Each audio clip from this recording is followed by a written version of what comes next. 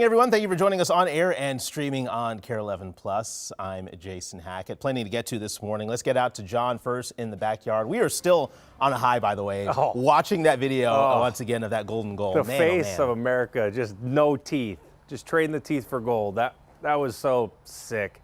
I could relive that moment. I probably will another 10,000 times.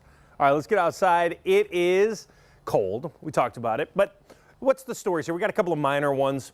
So midweek snow chance, we got one tomorrow morning. I do think we'll see some flakes fly here in the metro, but northern Minnesota's taking this one. Grand Marais get another 8. Weekend temperature swing. We're going to be seeing temperatures go up to 40 on Friday and then crash back down over the weekend. Here's where we're at now. -9 in Bemidji. You did it again, Bemidji. 4 degrees in the Twin Cities.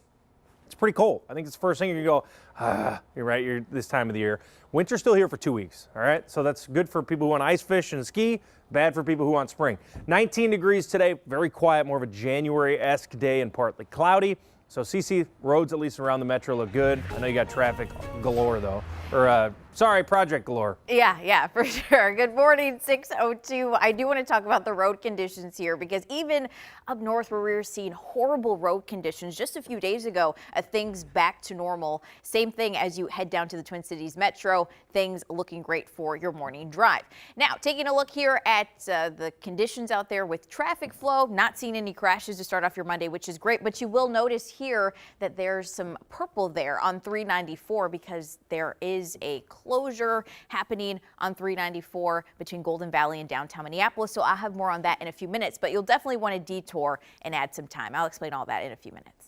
We'll talk to you soon, CC. Thank you very much. Let's turn to our top story this morning as violence breaks out in Mexico after their army killed the country's most wanted cartel boss. The unrest stranding U.S. tourists with flights right now being canceled in and out of Puerto Vallarta. We have team coverage following the situation at the airport. But let's start with Megan at the live desk for a closer look at what happened here. Megan. Good morning. I have been checking the U.S. State Department's pages throughout the morning to make sure that I'm staying on top of the latest security alerts. The latest one that we've seen was posted about 7 hours ago, and it states that U.S. citizens in Puerto Vallarta, Guadalajara, Cancun, and several other areas in Mexico should continue to shelter in place today. So important for people that are there, also important if you have family or friends that are there. Now, all of this comes after the Mexican army killed the country's most wanted cartel boss. He's known as El Mencho and was the leader of the Jalisco New Generation Cartel, known for trafficking huge quantities of fentanyl and other drugs into the U.S. White House officials say the U.S. provided intelligence support for the operation. And his death set off a wave of violence across western Mexico yesterday.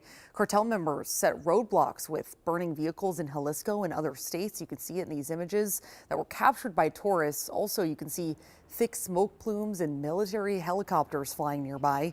At least one airport was shut down because of violence. Schools also canceled today in Guadalajara, Mexico's second largest city, and security experts are warning more violence could be coming in retaliation for El Mencho's death.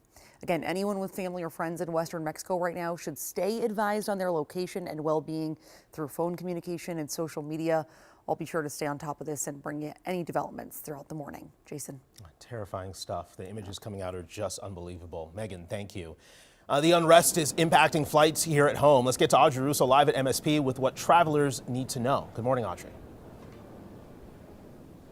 Yeah, just in the last 10 minutes, the final holdout flight to Puerto Vallarta from MSP has canceled. Take a look up at the board. That Sun Country flight here in Terminal 2 was set to take off at 7:24 with less than 2 hours until that departure time. It is now canceled, as is an arrival from Puerto Vallarta to MSP that was supposed to get in around 5 o'clock. That also has canceled within the last 10 minutes.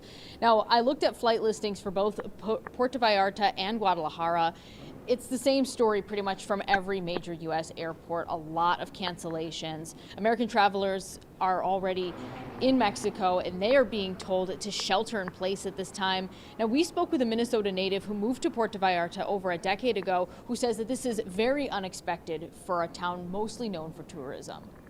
Puerto Vallarta is really mainly a city, it's a tourist town, and it's it's noted for being a very safe place, a safe and enjoyable place to go.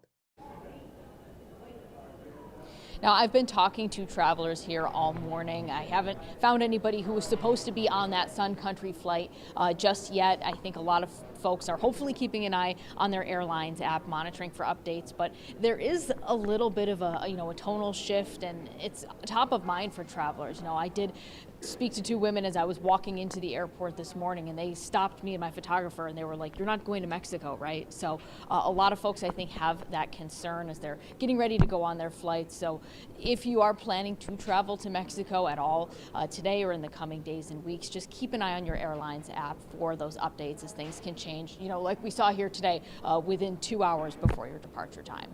Back to you. I was sitting here wondering if they would cancel that flight given the circumstances. We appreciate that update this morning, Audrey. Thank you so much. In just a few hours, the Maplewood Mall will reopen after someone was shot inside following a fight. Right now, police are still trying to track down the shooter. Officers say it happened just after 2 p.m. yesterday. A man was found shot in the hip. He is expected to be okay, though. The owner of Enchanted Fantasy Film Museum tells us the shooting happened near his shop. He says it started as an argument between two groups of teens and young adults before turning physical and then violent. About 30 people sheltered inside his museum until police evacuated the mall. We're live here inside of our nation's capital at 6:07, where in just a few hours, members of Congress will head back to work. This comes more than a week after they left town without an agreement to fund the Department of Homeland Security. That shutdown started on February 14th, affecting agencies like the Coast Guard and the TSA. Just yesterday, DHS walked back a decision to suspend TSA PreCheck because of the shutdown. Democrats say they need to see changes to ICE before agreeing to more funding. The White House, however, says Democrats are, quote, grandstanding and refusing to make concessions.